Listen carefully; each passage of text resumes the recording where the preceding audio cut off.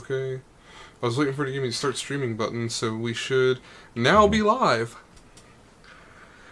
Alright, Yay! everybody. Welcome to Recycle Bin with me, Johnnie O, and Bear over there from If That's the Case. Uh-oh. And, I I heard hear uh-oh. ourselves. There we You go. hear our... Yeah. I heard us. Oh. It's okay. I got it. I, You I got it? had I had us live in the background. Ah, okay. Shoo! That was a close one. You know what I didn't do, though? I didn't What? preview our audio, Oh, before we went live, so I have no clue what our audio is like right now. gotcha. Hey, by the Someone... way, I can do that Uh-oh. build. I remember I had a 8th gen build already made in the background. Okay. Is it ready to go, or do you need to do some work on it? I need to do minor tweaks to it, like the Okay. PSU is no longer available. Okay. Cool. So, I'll go ahead and jump into some topics, and you can, work on that while we do some topic coverage. Okay, And then, yeah, we'll come back around. cool. So, guys, we're going to do PC Part Picker Challenge this week, which we haven't done the past couple times. Bear's just going to put some final touches on his build, and then while he does that, I'll cover some hardware topics here. Actually, a lot of exciting hardware news in the early part of this week. I had my mind blown a couple of times. So, before we get to that, though, this one I actually just stumbled across today preparing for the show. Asus, this is from Tech Power Up. Asus apparently confirms that the Z270 platform could be compatible with Intel Coffee Lake CPUs. I forget, was it crap. Was it BitTalk? Was it BitTalk? BitTech. BitTech had an interview with Asus, and their product manager, Andrew Wu, basically said to BitTech, yes, there is only a soft lock, basically, on using a Coffee Lake chip on a Z270 platform. He said that there is a minor... So Intel's kind of reasoning was that the pinout was different, and that I don't know if Intel ever confirmed this, but the rumor or the saying was that it was a voltage regulation issue. So power was going to be the issue of using it on an older board. They want to make sure that the power spec was right for Coffee Lake, with it having 2 extra cores. But this apparently is not true. So Andrew Wu here actually said that while it would make a slight difference, I'm assuming an overclocking capability, that it wouldn't be enough to really matter, basically. And that if Intel would give the go-ahead, that they could actually basically release a BIOS update to the motherboards for Z270 that would allow you to socket in a Coffee Lake chip to an existing Z270 motherboard and just run and gun.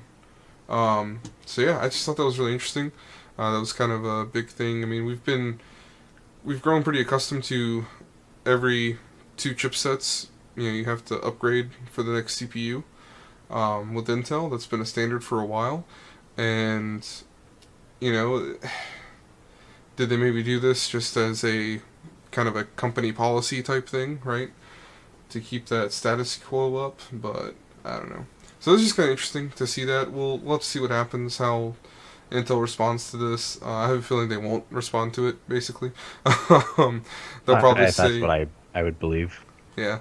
I mean, they kind of have a history of just kind of not doing anything about stuff like this, so we'll see what happens. But, I mean, people are still going to buy Intel. They're still going to have a majority market share, at least for now. Hopefully AMD... obviously, they've made a dent with Ryzen. We'll have to see what the future holds with Ryzen 2. And, I mean, the good thing about AMD is the AM4 platform is supported until 2020. So, the next 2 or 3 generations of Ryzen CPU, you should still be able to use on your same AM4 motherboard you bought today. In theory, at least. So, we'll see what happens with that. So, the next couple of pieces of hardware news are both mobile devices that, again, I actually got pretty excited for.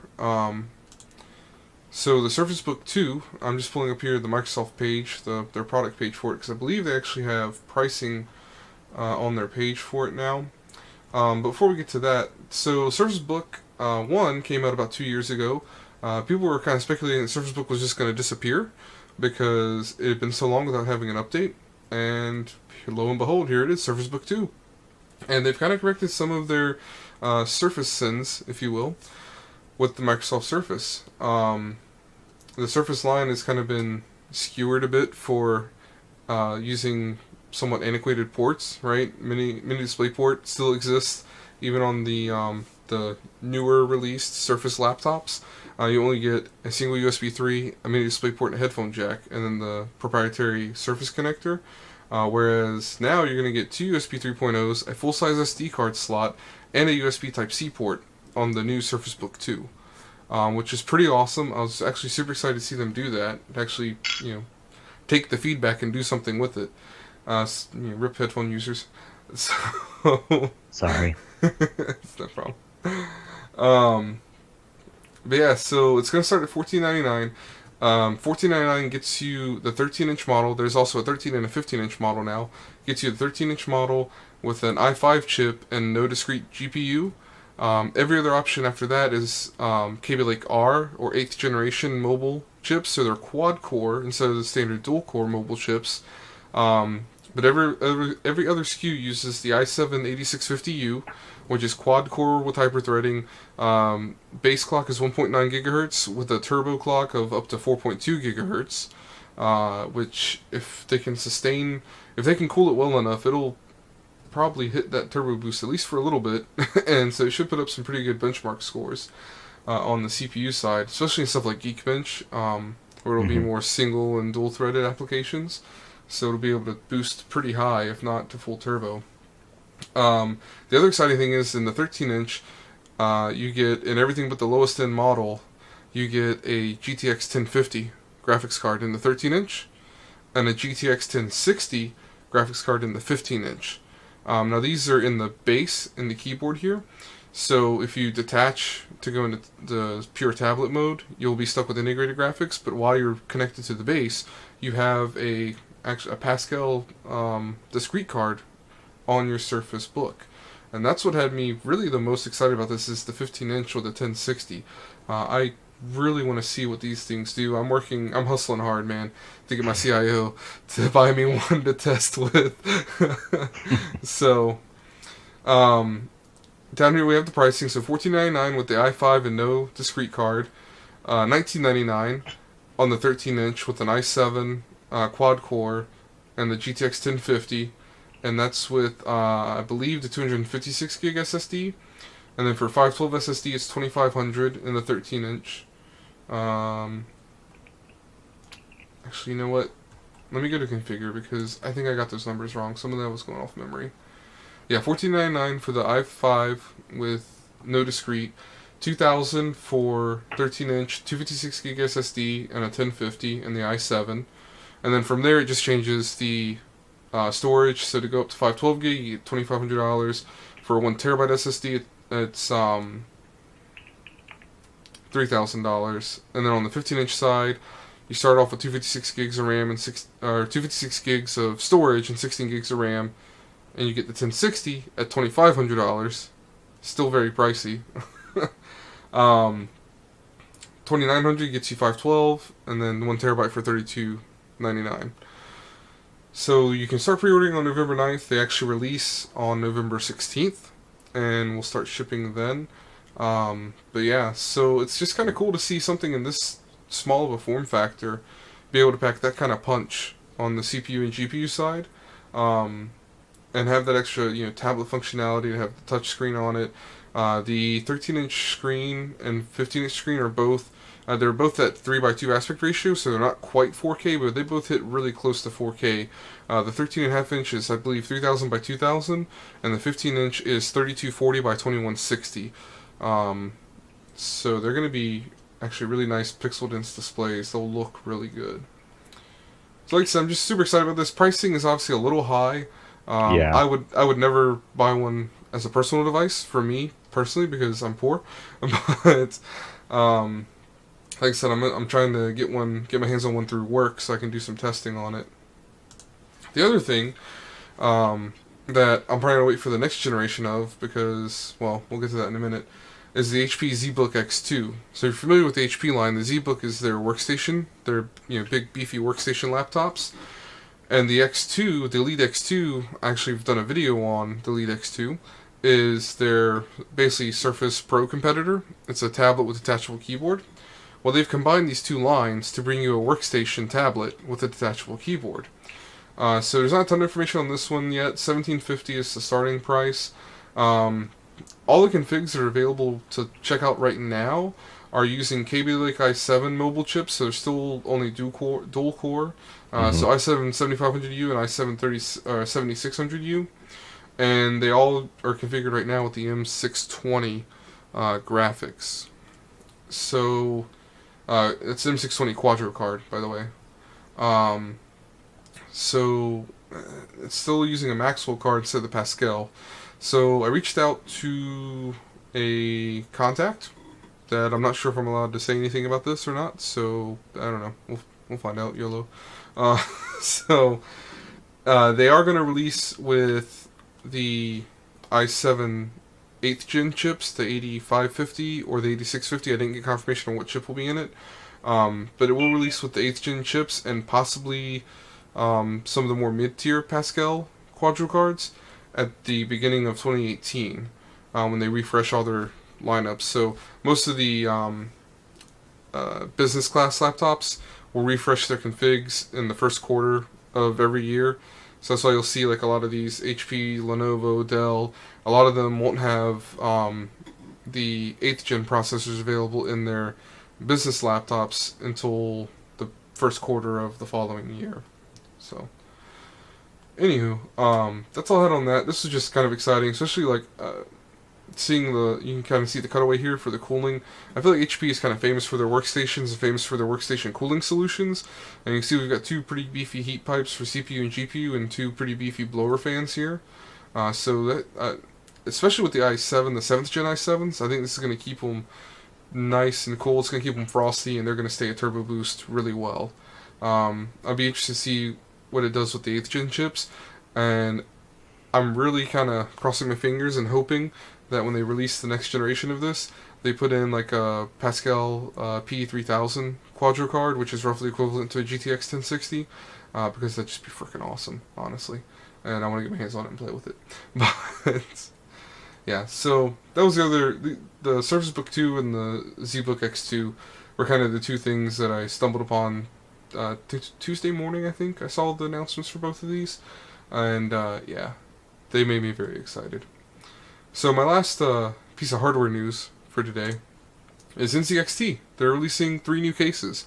Yeah. If you follow me on Twitter at all, you've seen me tweeting at NZXT and other people and just harassing them about how much I like the case and I want one. So the H700 is, I believe, out now, and the 400 and 200 are releasing soon. I don't know what the dates are offhand. I probably should have looked that up before I got on, but I completely forgot to look at it. So the H700i is a mid-tower full ATX case. Tempered glass comes. They each come with. Bear, help me out here. Is it 5 fans they come with? Do you remember? Did you see this at all? I did not look at that. I know they come with. I was looking at their design and their prices and how many different variations they had with the colors. So yeah, so I believe you get. So I'll start with what I know comes in: a cam-powered smart device, which is basically kind of like their grid fan controller and their Hue Plus smashed into one device. It's included. So it's fan control and RGB.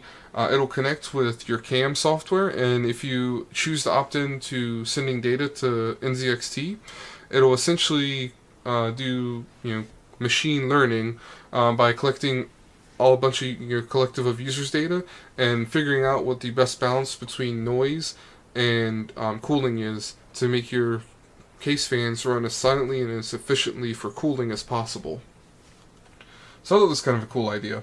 But just the fact that it's a fan hub, even if you decide not to opt in and you just manually control your fan controller, to have a fan hub plus RGB controller included in the case is pretty awesome. I know it comes with some RGB fans pre-installed, so you can see them here. There's at least 3. This is showing with a radiator installed, but if you look at the one with the case empty, the render shows 3 fans in the front and 1 in the back. I don't see any in the top, so I don't remember how many it's actually supposed to come with. Oh yeah, four. So it does. It comes with 4 integrated Air F fans and 2 RGB LED strips. So you get a lot included with the case here. If you look at it's kind of S340 like with the cable management bar here, and if you look at Yeah. the back side, I'll picture the back side. There it is. It has these really nice channels in the back for routing your cables. So it is a solid panel in the rear, but I almost wonder if they're not going to kind of pull a Cooler Master and release like a modular upgrade later on to maybe upgrade this to tempered glass on both sides, or maybe they'll just release another case to have Hmm. tempered glass on both sides. Because I feel like this would be something you'd want in a dual-sided tempered glass case, is these nice cable management routing channels through here. Yeah, so Barry, you're the case expert. What do you think? $200 for this case? I don't know if it's going to be worth $200. I do like all the stuff that they've integrated into this. I like how it's going to come with 4 fans, 3 for intake, 1 for exhaust. I might reconfigure that, but then Right. again, if you get like a AIO cooler for your CPU, Mm-hmm. then that's Yeah. going to come with an extra fan, and that's not going to be necessary to reconfigure. Right. I like it. I really like the H200i. The Right. H200i Me because too. the S340, like you said, this does look like an S340, but to have that sort of S340 look and feel and put it for a mini ITX would be pretty cool. Yeah. So, in fact, I was talking with Jeremy, and he really wants for these things to come out quick. Yeah. Yeah. I really like the H200i is my personal favorite in this. So my thing is, the mini ITX. We'll discover those features real quick, and I'll talk about it a little bit more. Okay. So they all come with the same grid slash hue controller, right? Hmm. Fan controller slash RGB controller. The mini ITX comes with 2 fans. The full size comes with 4 fans. All of the Hmm. RGB fans, and then I don't know if the mid tower still comes with 4. It comes with 3. So the mini ITX case, or I'm sorry, the micro ATX case comes with 3 fans, and they're 200 for ATX, 150 for the H400i, which is micro ATX, and then 130 for the mini ITX. So what I'll say, Bear, on the H700i, I'm gonna pull a little bit of marketing voodoo here, Hmm. but honestly, if you look at it, I don't remember off the top of my head the prices for the Air fans, but I remember looking at them when they came out, and I know the Hue Plus is about $60. I believe the Air fans are 20 plus. They may be closer to 25. So if you look at the ATX case alone, you've got 4 fans included at $20 a pop. That's $80 plus 60. That's what, $140 Yeah. of extras included with your case. So at $140, that makes the case what, $60 Yeah, but if you you have look to at it think that way. every case though usually comes with at least 1 or 2 fans. Right, Most of but your bigger non-budget cases should be coming with 2 fans. right. So So let's look at it this way then. My Fentex case, right? It also comes with 2 RGB strips. That's the other thing. My Fentex case came with 1 RGB strip and 2 regular non RGB 120 mil fans, right? So you figure 2 fans are probably $10 a piece. So that's mhm. $20 worth of fans, and then $10 worth of RGB strip versus $20 worth of RGB strip in this. And my case was $90, I believe, for my case. Tempered glass, so fairly similar setup to the Mhm. NZXT, but it comes with 2 RGB strips, 4 RGB fans, and then fan controller slash RGB controller all integrated. So I agree that the price is steep, and up front when you look at it, it's like ugh. But if you look at it from the perspective of if you want that sweet RGB goodness, to try and part out components separately from the case to do that, this is actually a really good deal. Because Yes. again, normally a case like this, just with 2 regular fans in it, would be, easily $80-$90 by itself. Yeah. So you are getting a lot for your money here, I think. Um, and you can see it kind of scales down essentially with what Mhm. accessories you get with it. But Yeah, my So absolute favorite in this is definitely the black and white H200i. I'm sorry, I didn't mean to cut you off there, yeah. Bear. Oh no, you're perfectly fine. No, I was probably cutting you off there. So I think the H200i at $130 or Hmm. 129.99. I think that's perfectly priced for Yeah. what it is because not only does it have a small footstep of, I think it's 122 inches or something like that, but 110, no, 112, sorry, 112 inches. And not only that, but it has all of those extra features. The fans is included. You know, it's just going to be a really nice mini ITX case. And then with the price that we're finding mini ITX cases to be today, because it's kind of one of those high demands, wanting something small and powerful, Hmm. I think that the price is just right. Yeah. So, And when you look at it too, like if you look at the NZXT Manta, right? That yes, mini ITX case, that was about $100 case, wasn't it? Whenever it released, I don't know what it is now, but I think it was 100 plus, it's maybe even. 140 right now. Is it 140? So yeah, so it was even more than I was thinking it was. Hmm. Yeah. So I mean, when you look at what you're getting in this is a killer deal compared to that NZXT Manta. But again, I never thought the Manta was. I wasn't a big fan of the aesthetics on the Manta, and even if I was, $140 for that case, I just don't see it honestly. Um, but this at 130 with everything that's included, I think Hmm. this is out of the three. I agree with you. I think this is the one to go for. I don't know though. I think the Manta had a lot of features Did with it? it that made it pretty valuable. I'm not sure if, I don't remember it see, having anything special other cases than curved though side are like panels. cars when you go out and you start looking at them. Well, it can support 240 intake as well as top, and then you have a single So 120 exhaust. my No, you can problem have with up to that, a 280 millimeter radiator, right, dual 280 millimeter right. radiators. So that's my problem with this case though, is that it was $140 for that feature set. Hmm. That's the exact same feature set that you get with the Fractal Design Nano S that came out at the same time. They came out about the same time as each other. I think the Fractal may have even come out first, and I know you can at least get 240s in it. I believe you can get 280s in the Fractal as well. I'm looking it up now. Okay. Um, yeah, if you got any other thoughts while I'm looking this up. Oh, I'm still looking at the still looking at the other case. So yeah, front could support two 140s, so that would be a 280. Hmm. And then yeah, so you could do 280 in the top and 280 in the front, and that as well. Yeah. Yeah. I think it I all know just the depends upon what top type of was look you wanted at that time. I correct the top was 240 mil.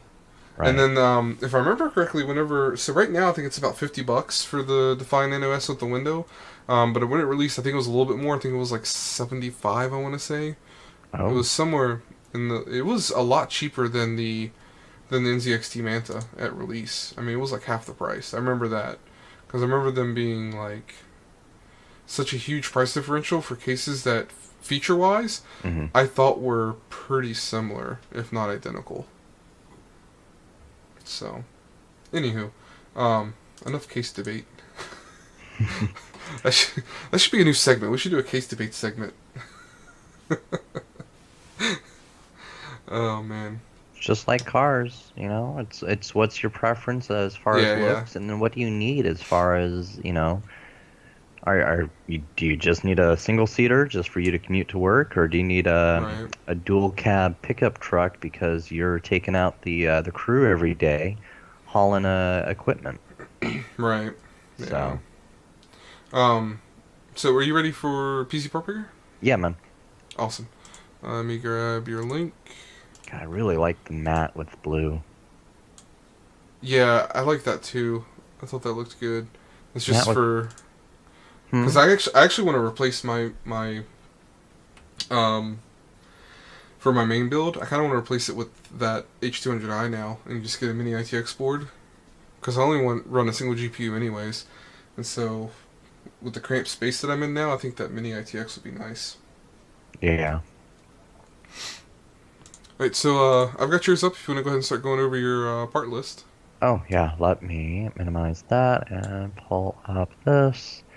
So I just went ahead and I threw in the 8600K since we were doing a $900 build on the new 8th gen of freaking i7, i5, i3s. What is it? The i series, the 8th gen Mm-hmm. of i series CPUs. Right. So I threw in a MSI Tomahawk because I thought it was color neutral for what I wanted, right? Mm-hmm. Like I'm pretty sure the Tomahawk's pretty color neutral. Oh Yeah, yeah. the only thing is it has this one looks like it has kind of a blue. So Tomahawk boards have spotlighting LEDs on the back Yep. of the motherboard. And they're So this one RGB. is oh, this one is RGB on the This one back should side. be RGB, Okay, yeah. awesome. Yeah, because Yeah, Mystic the Light, two which is RGB. right. So it supports Mystic Light, but I have the Tomahawk Arctic Hmm. and the regular Tomahawk on the B350 Yeah. for AM4. They're not RGB, so I just don't want people to like assume they are if Hmm. they may or may not be. Because I Well, thought mine was this one says right on it Mystic Light RGB.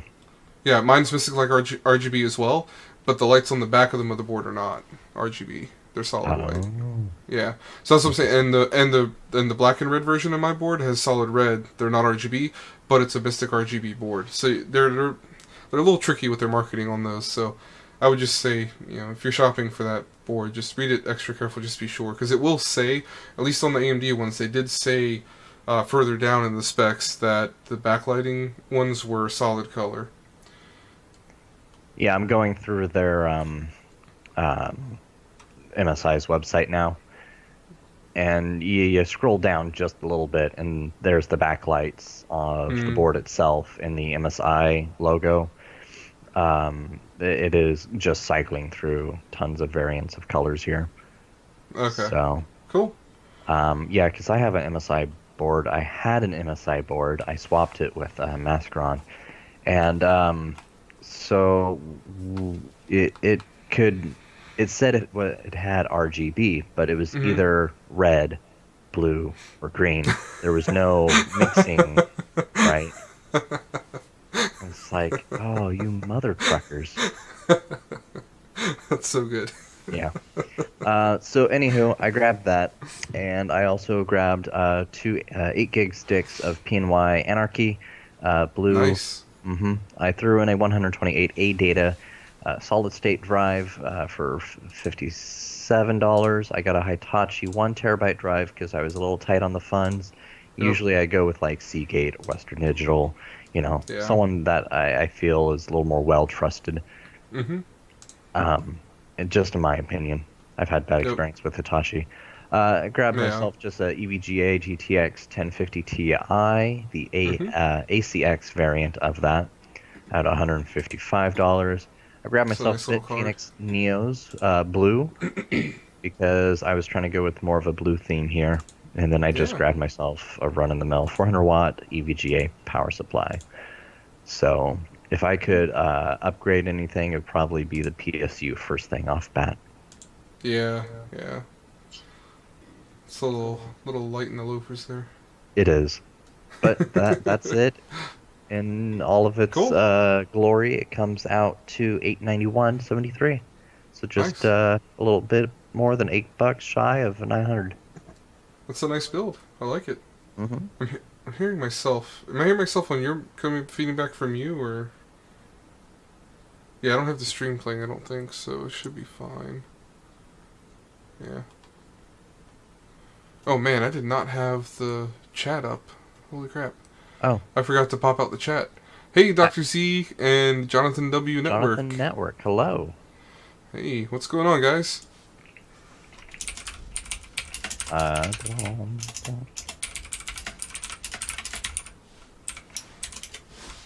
so, all right.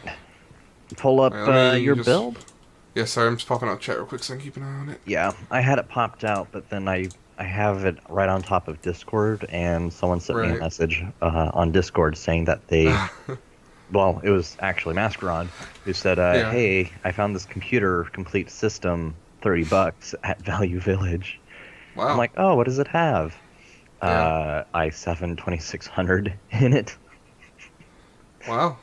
But it's Yeah. not a K though. Well, It's so it just a has lock the 26 or it 27. has it's a system.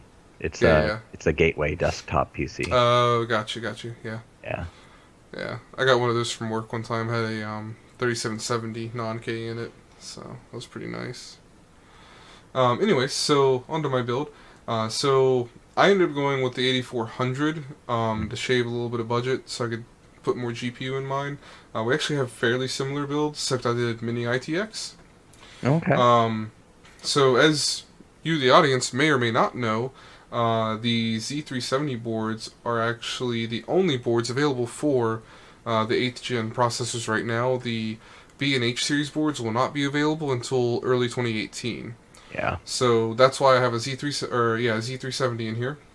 I went with ASRock Z37 Mini ITX, AC Wi-Fi, yada yada yada. It's an ASRock Mini ITX board, so it's pretty nice. ASRock, I think, makes some pretty good stuff. And I went with the G-Skill NT series. There are no heat spreaders on them, but they're pure black, so they should still look pretty good. 2x4 gig kit. And then same actually storage solution as you, the ADATA SU800 128 gig, and the Hitachi 1 terabyte. So, See, it's not a bad system. so quick side note on hard drives, by the way. Personally, I've had the most luck with Western Digital, Hmm. and I actually looked at a report a couple months ago that was a failure report basically on all the major brands of hard disks.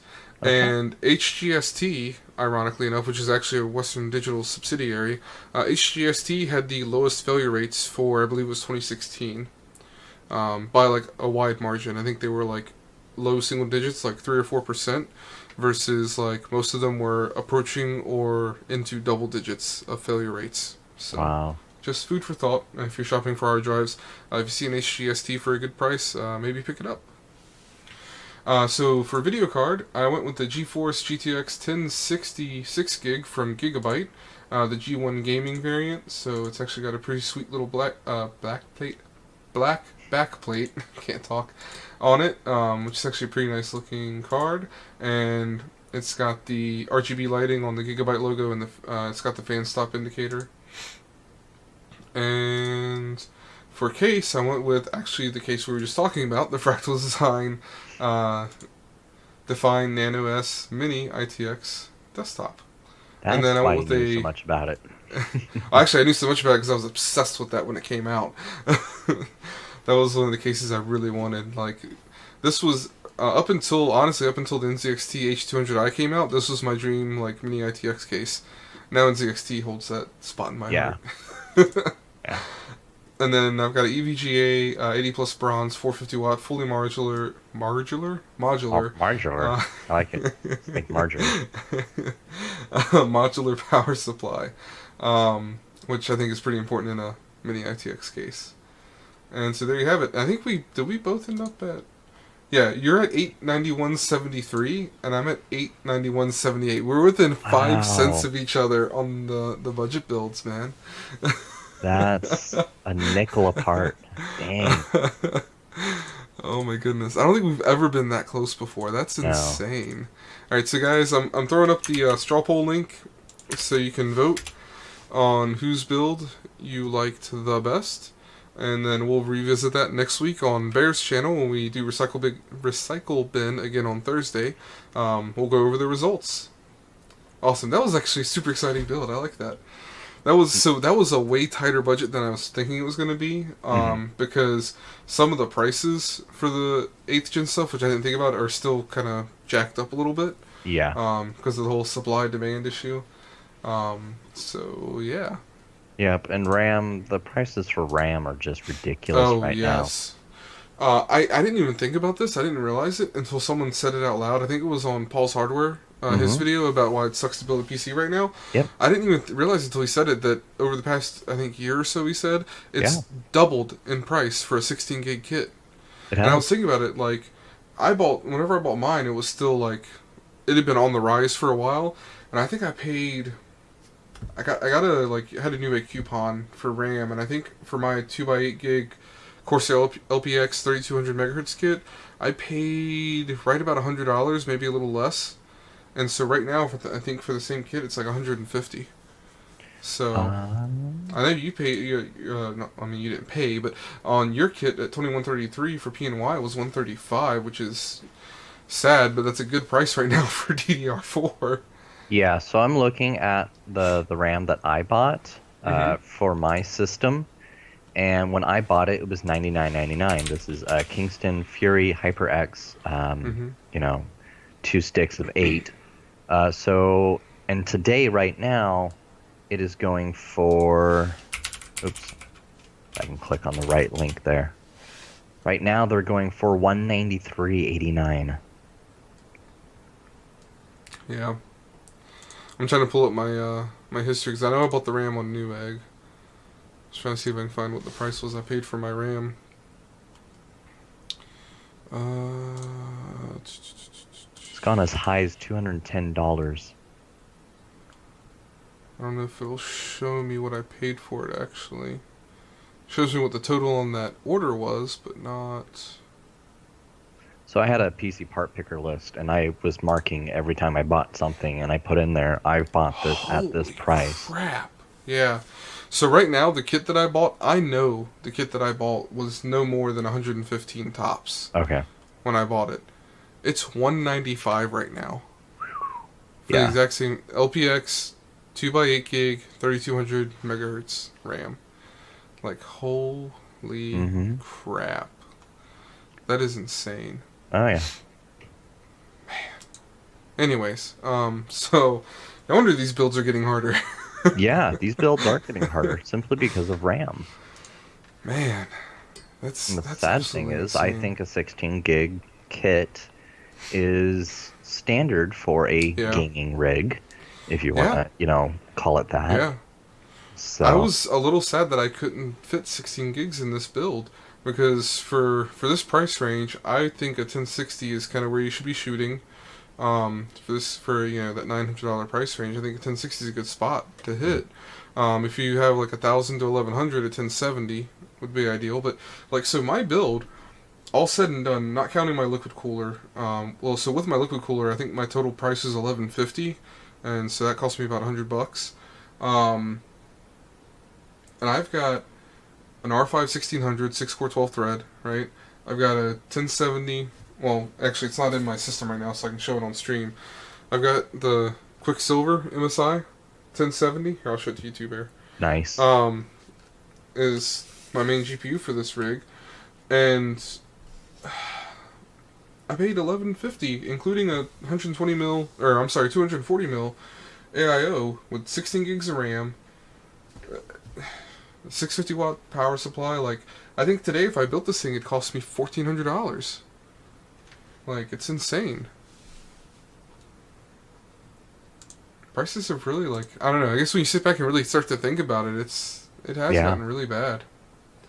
All right, so we've got a couple more topics to get through real quick, and I didn't realize it was already almost 10 o'clock. We were a little late today, so Yeah. the next two I just want to kind of touch really quickly, and I'm gonna put these in the chat so you guys can check them out at your leisure because these are pretty important. The first one is on crack, which is a Which is a exploit. really bad drug, kid. Stay away. Yes, Sorry. yes. So crack with a K in all caps is a Wi-Fi attack that is a threat to all networks. So there is mitigation in a lot of cases for this for Windows systems. Just make sure you got the latest Windows updates. iOS, macOS, all that have patches coming soon in the form of operating system updates. And so you're gonna have to check for like your wireless router, stuff like that. Check your manufacturers, or go in and just log into it and check for updates, see if there's any updates for it. But you want to try and check and make sure that you're up to date because essentially WPA2 encryption on your wireless communication means absolutely nothing now. So the long and short of it. I'm going to do a separate video talking about these two more in depth just because I think they're pretty important to kind of dig into a little bit deeper. Okay. The second one is the Infineon issue. So Infineon, I think they also make chips for like your credit card, the security chips. So any chips made by Infineon, which is a German company, including the trusted platform module chips that you'll see in a lot of business laptops and business desktops, have been compromised. So the what's happening is, so on TPM, it's a encryption method with a private key and a public key, and what's happening is the algorithm that generates these keys is flawed, and so with only the public key, you can actually calculate what the private key is and break the encryption. So there's a lot of BIOS updates going out for systems that use Infineon TPM chips to update and fix this flaw. I mean, the good news is for the trusted platform module chips. So if you're not familiar with TPM, basically what happens is if you use, say, BitLocker on Windows to encrypt your hard drive, the key to unlock your drive is stored in your TPM chip. You don't have to do it this way, but most commonly it's done this way. You store that key in your TPM chip so that whenever you log into your computer, you have access to your OS drive without having to put in a 32-character string of characters decryption key. And so that way, if someone steals your laptop and they can't log into it, well, they can't just pull the hard drive out and read your data from like an external hard drive dock. They would have to have that encryption key to actually read your data. But with this attack, knowing what the public key is, they could just calculate it and get in anyways. So that's why this is so important. Again, I'm going to talk a little bit more in depth about these in a separate video I'll put out later this week or early next week. Probably early next week, because I'm going to sit down Saturday and work on a lot of videos. But yeah, so that's that. And are you mogoshing the next topic? No, go for it. I'm sitting here, we're talking about prices being so inflated, right? So I'm like, my system says it's about $1,800 for everything at its purchase price that I bought when I bought everything. So now I'm trying to figure out what would it cost if I bought my system today. Right. And what's the difference? So Gotcha. That's what I'm trying to do. So our second to last topic today is about the GTX 1070 Ti because everybody else is talking about it, so why not? I'm not going to dig too much. This is the article that I pulled up the other day for it. Wow, why does that have audio? Stupid autoplay ads. Anyways, so the only reason I haven't set up my Pi-hole server again to block all these ads is because I'm going to do a video about it so everybody knows how to block all the ads. But anyways, I'm not going to dig too in-depth into what the article goes over. I'll put it in the checks so you guys can check it out. But essentially, the 1070 Ti is coming out, and the rumor is that you're not going to be able to overclock it. That NVIDIA is going to lock it as if it was a non-K Intel chip, so it cannot be overclocked. I'm not buying it. There's conflicting reports on it. Some have said that it's just the add-in board partners are not going to be allowed to factory overclock it, but then you'll be able to overclock it when you get it. MSI Afterburner has had a beta version release that includes release notes that say it has voltage control enabled for 1070 Ti graphics cards. So if it's going to have voltage control, I mean, I would say it's probably going to have overclocking control as well. Mm-hmm. I would think, if anything, I don't think you're going to be locked out from overclocking. I think, if anything, what they're going to do is they're going to lock add-in board partners. At the worst, they would lock add-in board partners to a certain boost clock, so you cannot go over this boost clock on your cards, and you would still be able to overclock with a utility like MSI Afterburner. I forget the EVGA tool's name, but one of the aftermarket overclocking utilities would be able to work with it. The thing about it too is, even if they completely locked it out so you and I can't go in there and overclock our GPU when we buy it, I still think if you get it cool enough, you're still going to have GPU boost, right? So you won't be able to hit 2000 megahertz on it, but you'll probably still hit up in the 18 to 1900 megahertz range anyways, because I've been able to have, just by pushing power target up and running my fans like full speed, I've been able to hit in like the 1900 megahertz area on 10 series cards. So I don't think it's going to be the end of the world. It's possible, I could see it feasible, them doing something to try and limit it, because when you look at the specs, rumor is it's going to have 2,432 CUDA cores. That's way more CUDA cores than I thought it was going to have. The 1080 has 2560, the 1070 has 1920. So I believe SMUs are the names for their CUDA core clusters, but they're divided into SMUs. Each SMU is 128 CUDA cores. So they've only disabled one SMU. There's a 5 SMU difference between a 1070 and a 1080. I thought, whenever I heard 1070 Ti coming out, that it was going to have 2304 CUDA cores. They were going to disable 2 SMUs and put more separation between the 1080 and the 1070 Ti. But I mean, only 128 CUDA core difference is not a lot. So maybe they are going to do something. I don't know. We'll see. Because if you think about it, that's what happened with the 980 Ti and the Maxwell Titan X. The 980 Ti came out, and I believe it had basically one SMU disabled, right? It had a couple of fewer CUDA cores than the Titan X did, but then it was able to perform toe-to-toe with it.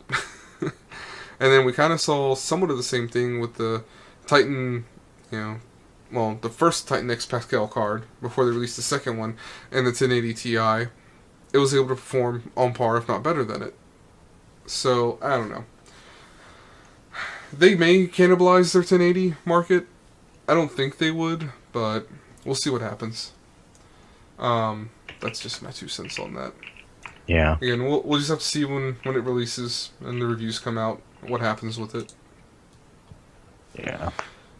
And this last one's really fast. This is just the Ars Technica article. Nissan modified a GTR to be driven with a PS4 controller.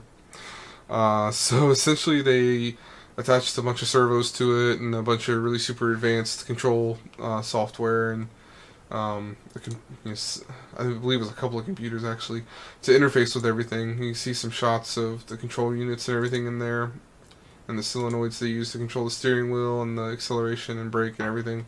So basically they flew behind it in a helicopter, controlled it with a PS4 controller. Apparently hit, and there was a guy sitting inside to be able to, kill it, do a remote kill, and bring it down and park it safely if something goes awry. But it's, apparently it hit 131 miles per hour on Silverstone, which is pretty awesome. Hopefully I don't get a copyright flag. I'm going to turn off the audio. It's Gran Turismo. It should be fine. Here you go. Where'd it go? There it is. You'll see that on the stream in a second, Bear. You actually see the solenoid pull the car into drive, so it's an automatic for obvious reasons. Yeah. But yeah. So it's just pretty cool watching it drive around with nobody in it. And this kid, is just controlling it from... I think this may be one of the guys... He may be one of the ones who won the... I don't remember what they called it, but remember they had the race series? A couple times now, Gran Turismo has done a race competition where the top 10 players worldwide or whatever who compete on the game get to go drive real cars in basically a race school, and the winner of that so the winner of that competition got to actually become a driver for the Nismo team, and I think that this kid may be one of the winners. I didn't follow it that closely. Yeah, he was one of the first winners of the GT Academy, the Nissan PlayStation GT Academy. So that's what that was. I thought I recognized his face. God, the poor servos. Because I'm watching how he's driving with it, and he's doing the tap thing. Yeah. So that means the servo, for the steering wheel, is jerk, jerk, jerk, jerk. Yeah, and you can see it in the playback too in a couple spots. Actually, just went right back to, I think, the scene you're talking about. You can see it just whipping the steering wheel. Yeah. So. Yeah, that's pretty cool. Yeah, so I just thought it was kind of an awesome story. That's the last one I have for today. But yeah, so guys, that was Recycle Bin. We need to decide on what the challenge for next week's going to be, Bear. Yeah, we do. You got anything you can pull off the top of your head right now? No, not currently. Put you on the spot? Alright, we'll come up with something offline, guys, and so remember, you've got a week to vote, and then we'll check, post it in the chat here again, and I'll make sure it's in the description for everybody watching the rebroadcast. But yeah, so next week we'll see who won, and we'll have a new challenge for you guys. Until next time, I'm Johnny O with Value Tech Tube. And Bear with If That's the Case. All right, guys. We'll see you next time. Have a good night. We'll see you next week.